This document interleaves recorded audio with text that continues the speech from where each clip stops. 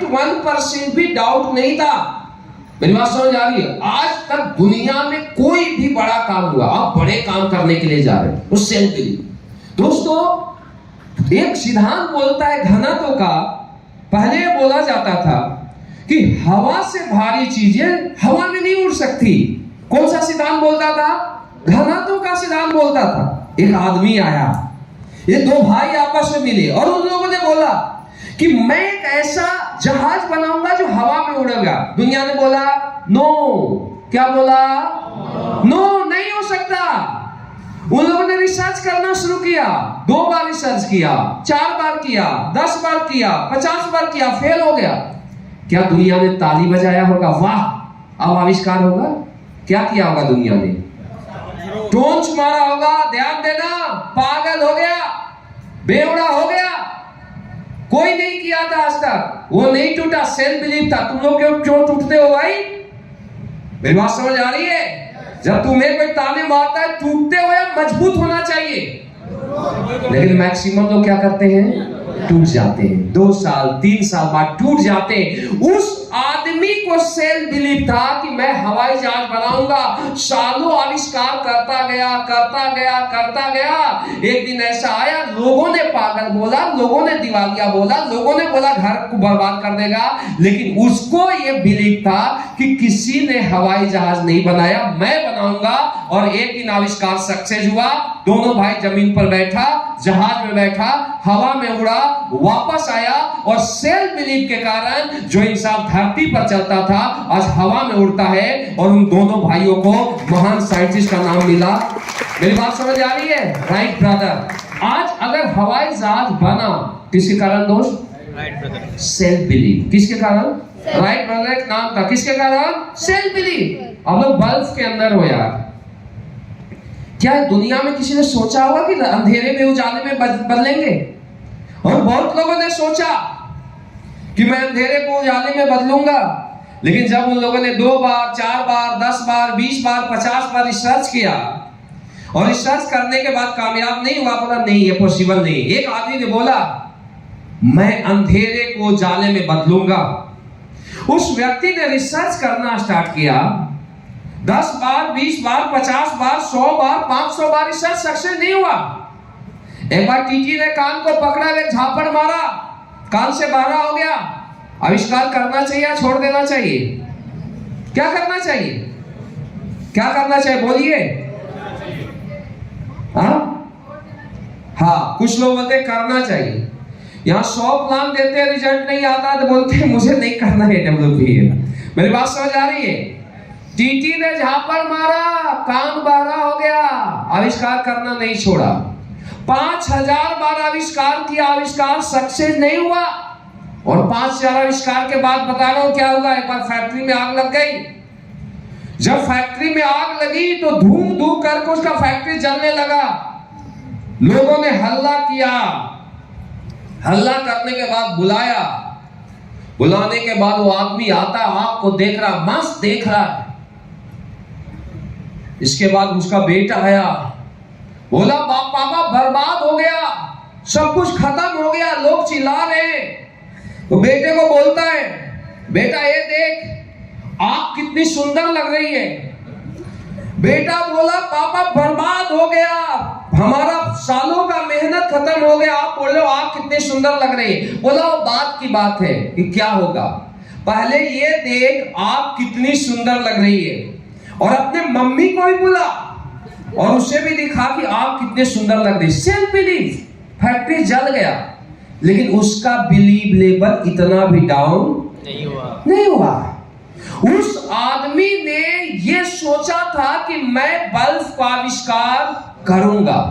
Research 5000 के बाद 0, फिर स्टार्टअप किया, 9000 बार रिसर्च किया, आविष्कार सक्सेस नहीं हुआ। 9999 बार आविष्कार किया, आविष्कार सक्सेस नहीं हुआ। लेकिन उस आदमी का बिलीव लेवल कमजोर नहीं हुआ।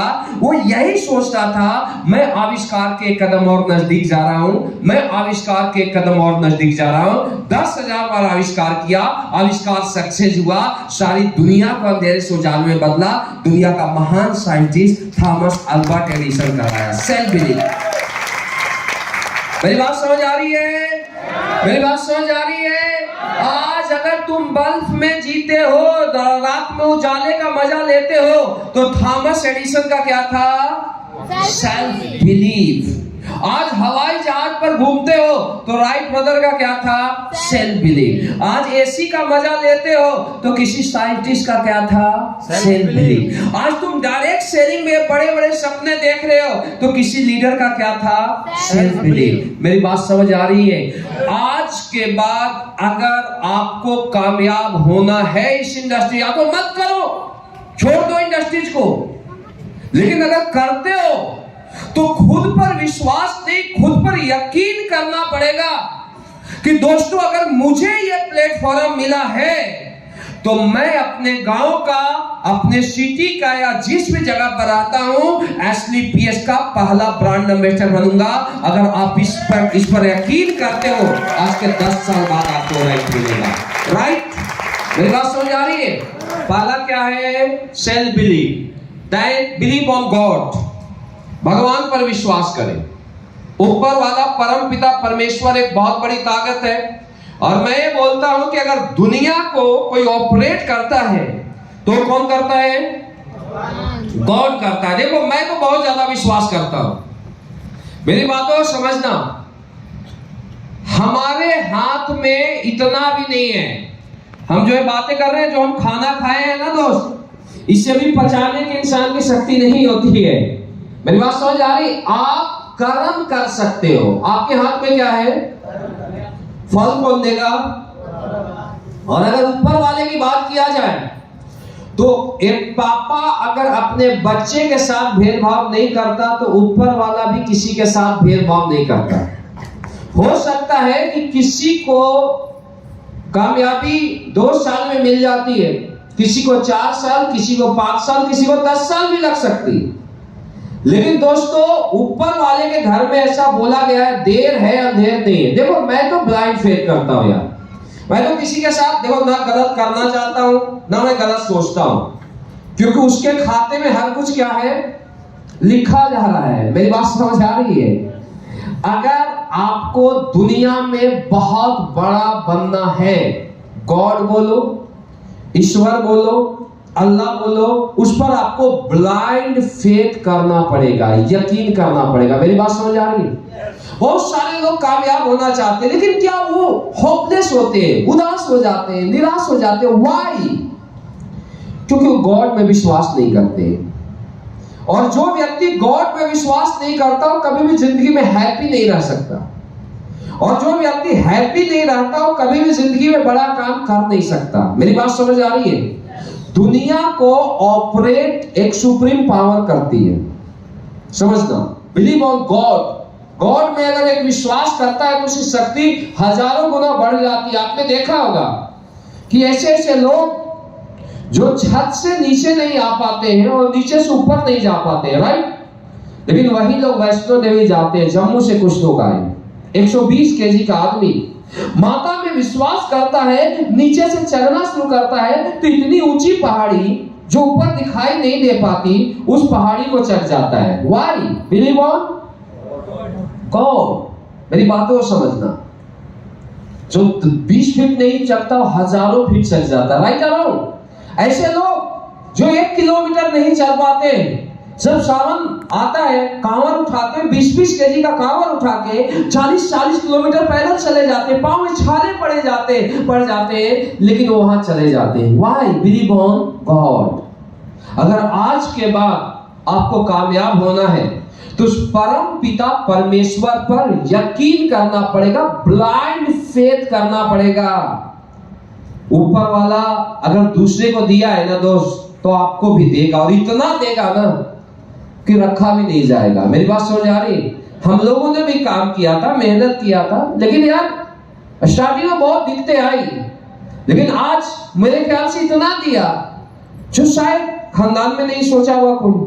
मेरी बात समझ आ रही है? काम घर में कोई सोचता है क्या कि काम घर का लड़का मतलब यहां तक पहुंच जाएगा? मुझे यकीन था, लेकिन शायद मेरे घर वालों को तो नहीं होगा, मेरे परिवार वाले को तो नहीं होगा। अगर ऐसा होता तो हमें जॉब में क्यों भेजा जाता? मेरी बात समझ आ रही है? क्योंकि दोस्तों मैं तो उस गॉड पर, उस परम पिता परमेश्वर पर ब्लाइंड फेथ करता हूं। मैं बोलता अपना कर्म करो, फल कौन देगा? कौन देगा? ऊपर वाला देगा। और दोस्तों एक चीज बोला गया है कि अगर उसमें फेथ करते हो तो ब्लाइंड करो। भगवान भी कम मिलता है जब ब्लाइंड फेथ करता है। एक जगह की बात है, गॉड के ऊपर एक स्टोरी है कि एक आदमी था, वो गॉड को मानता था, यानी वो पूजा पाठ करता था। लेकिन जब वो पूजा पाठ वो आदमी करता था, उसके बाद सालों निकल गया, महात्मा बुद्ध आए और बुद्ध का जन्म हुआ, और कुछ साल बाद महात्मा बुद्ध एक प्रख्यात ज्ञानी पुरुष कहलाए। देन इसके बाद लोग उनको भगवान भी मानते थे। तो एक बार वो आदमी गया जो बहुत पूजा पाठ करता था, और महात्मा बुद्ध के पास गया और बोला, महात्मा आज मुझे ये बताइए कि क्या दुनिया में भगवान है? तो उन्होंने अपने अंतर आत्मा से देखा, हो तो अंतर्यामी थे, तो देखे यार पूजा पाठ करता है लेकिन इसको बिलीव नहीं है। उन्होंने बोला नो, दुनिया भगवान नहीं है। अब वो आदमी क्या करता है? परेशान हो जाता है। वो आदमी बोला यार मैं 20 साल तक इतना पूजा किया, सब कुछ किया, लेकिन मुझे तो कुछ मिला ही नहीं, दुनिया भगवान नहीं है, चला जाता है। देन इसके बाद नेक्स्ट डे आता है। नेक्स्ट डे जैसे आता है, उसके बाद एक और इंसान वहां आता है जो कभी भगवान का पूजा नहीं करता है, पूजा पाठ नहीं करता है। और इसके बाद वो बहुत लोगों को कन्विंस करने में कामयाब हो गया था कि दुनिया में भगवान नहीं है। जैसे एक बोलते आस्तिक, एक बोलते नास्तिक। तो क्या था? नास्तिक था। बहुत सारे लोगों को ये बता दिया था दुनिया में गॉड नहीं है। वो भी गया उनके पास पूछने के लिए कि भगवान बुद्ध आप ये बताइए क्या दुनिया में भगवान है? तो उन्होंने भी देखा, अपने अंतर आत्मा से देखा, तो देखे ये तो कभी पूजा पाठ नहीं किया। तो उसको वो बोल देते हाँ दुनिया भगवान है। वो भी चलो, वो भी परेशान। अब वो क्या बोलता है कि यार मैं इतना पूजा पाठ किया, मैं इतना सब कुछ किया, मैं कुछ भी नहीं किया, मैं सोचा दुनिया भगवान नहीं है, मैं सारे उल्टे पुल्टे काम किया, लेकिन दुनिया भगवान है। अब तो मुझे दिक्कत होगी क्योंकि हमने गलत कर्म किए। अब उनका एक चेला था, वो पूछ वो ये दोनों माजे को देख रहा होता है, बोलता है भगवान बुद्ध आज मैं कंफ्यूज हो गया, क्योंकि वो हमेशा रहस्य रखते थे। देखो क्या है, सक्सेस भी एक रहस्य है। समझ आ रही मेरी बात? ये फंडा आसान नहीं होता। अगर ये सीधा सीधा चले तो हर व्यक्ति कामयाब हो जाए। तो ये रहस्य, दुनिया ही रहस्य है। वहां तक जाने के लिए बहुत अंदर तक भी आपको जाना पड़ेगा। Right around? जैसे मान लो ट्रेनिंग दिया जा रहा है, तो मुझे तो लगता है कि 4 दिन की ट्रेनिंग के अगर कुछ भी बातें लोग सीख ले तो करोड़पति बन जाए, लेकिन वो नहीं फॉलो करते। राइट है रॉन्ग है? सही है गलत है? तो दोस्तों वो बोला कि मैं कंफ्यूज हो गया कि भगवान है या नहीं है। तो आपने ऐसा क्यों बोला? उसी से पूछता है कि पहला आदमी आया, उसको आपने बोला भगवान नहीं है, दूसरा आदमी बोला भगवान है। तो बोले बेटा देखो बात ऐसी है। वो कंफ्यूज हो गया, क्या दुनिया भगवान है? तो उन्होंने बोला हाँ दुनिया भगवान है, लेकिन जो इंसान जिस रूप में देखता है भगवान उसे उसी रूप में मिलता है। पहले आदमी की बात किया जाए तो वो पूजा पाठ करता था, लेकिन वो व्यक्ति दूसरे को बोलने पर पूजा पाठ करता था। उसे यकीन नहीं था कि दुनिया भगवान है। अगर यकीन होता तो मेरे से आके नहीं पूछता कि दुनिया भगवान है या नहीं है। अगर मेरे से आके अगर वो पूछता तो इसका मतलब है कि उसे यकीन नहीं है। अब यहां से वो जाएगा और जाने के बाद कुछ दिन तक वो निराश रहेगा, लेकिन वो लोगों के बोलने पर ये नहीं मानेगा भगवान है या नहीं। वो खुद से ढूंढेगा कि दुनिया में भगवान है या नहीं है। और जब वो खुद से ढूंढेगा तो रियल उसे भगवान की प्राप्ति होगी कि दुनिया भगवान है या नहीं है, और इस धरती से उसे रियल छुटकारा मिलेगा और भगवान के कमलों में उसका जगह मिलेगा। मेरी बात समझ आ रही है? और दूसरे व्यक्ति की बात किया जाए तो व्यक्ति आज तक उसने पूजा पाठ नहीं किया। अगर मैं उसे ये बोल देता कि दुनिया भगवान नहीं है, तो आज के बाद वो और नहीं करता, लोग गलत कन्विंस करता। उससे मैं ये बोल दिया कि दुनिया भगवान है, तो यहां से जाने के बाद वो 100% यकीन नहीं करेगा, लेकिन वो पूजा पाठ जरूर करना शुरू कर देगा, जिससे कुछ परसेंटेज कर्म उसके क्या हो जाएंगे, सही हो जाएंगे। मेरी बात समझ आ रही है? तो दोस्तों इस तरीके से भगवान दो तरीके से बातें करते हैं। तो अगर दुनिया में आप भगवान है और कोई दूसरे पर बोलता है, वो बोलती है हाँ भगवान है तो मान लेता है भगवान है, नहीं है तो नहीं है, तो ऐसे आदमी को कभी भी जो चाहता है वो नहीं मिलता। मेरी बात समझ आ रही है?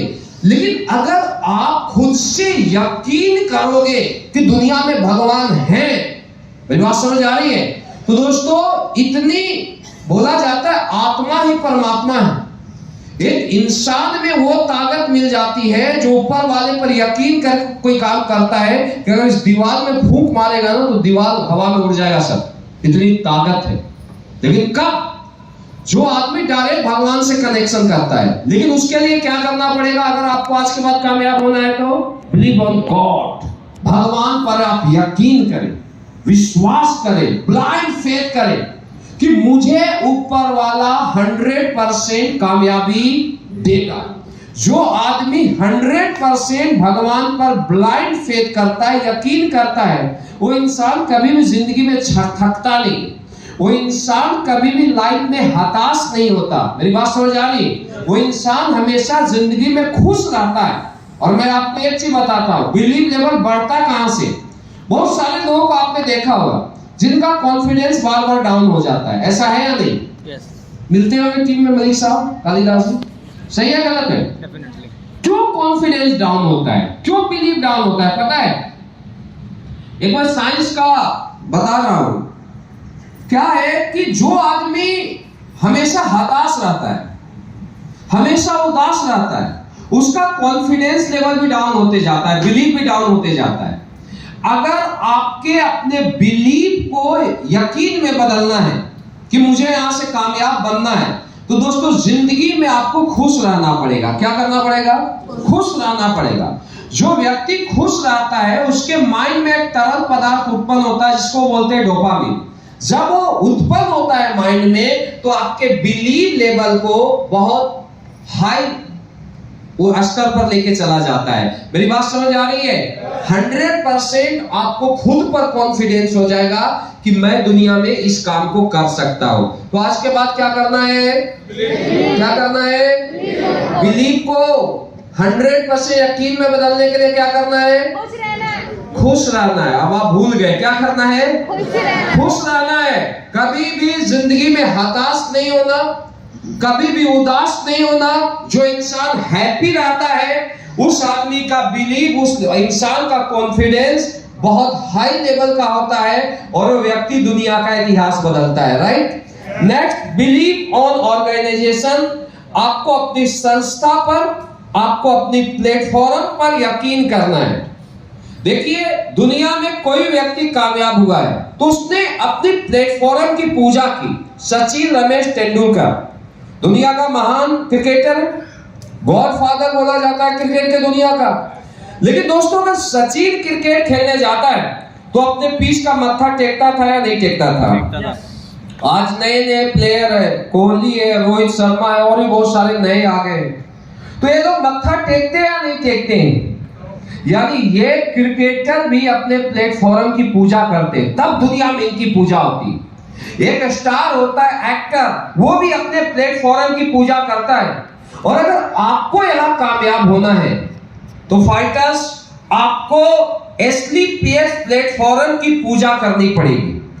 मैं जब ऑर्गेनाइजेशन में आया था तो मुझे अपने प्लेटफॉर्म पर यकीन था कि मेरी कंपनी दुनिया की सबसे बेस्ट कंपनी है, मेरा प्रोडक्ट दुनिया का सबसे बेस्ट प्रोडक्ट है, मेरा सिस्टम दुनिया का सबसे अच्छा सिस्टम है। मेरी बात समझ आ रही है?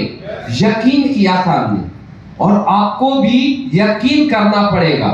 आपको यहां पर अगर कामयाब होना है दोस्तों, तो प्लेटफॉर्म पर आपको ब्लाइंड फेथ करना पड़ेगा। बहुत सारे लोग कामयाब होना चाहते, आज यहाँ पर प्लेटफॉर्म की बोलते हैं एसलीपीएस, फिर कोई और एक कोई कंपनी पता नहीं, पहले फ्यूचर मेकर आता है, फिर बाइक बोट आता है, फिर कोरेक्स आता है, साले पता ही नहीं चलते कहां से आंधी की तरह आते हैं, तूफान की तरह जाते हैं। राइट और रॉन्ग? ऐसे आदमी को कभी भी सुखी देखे हो लाइफ में?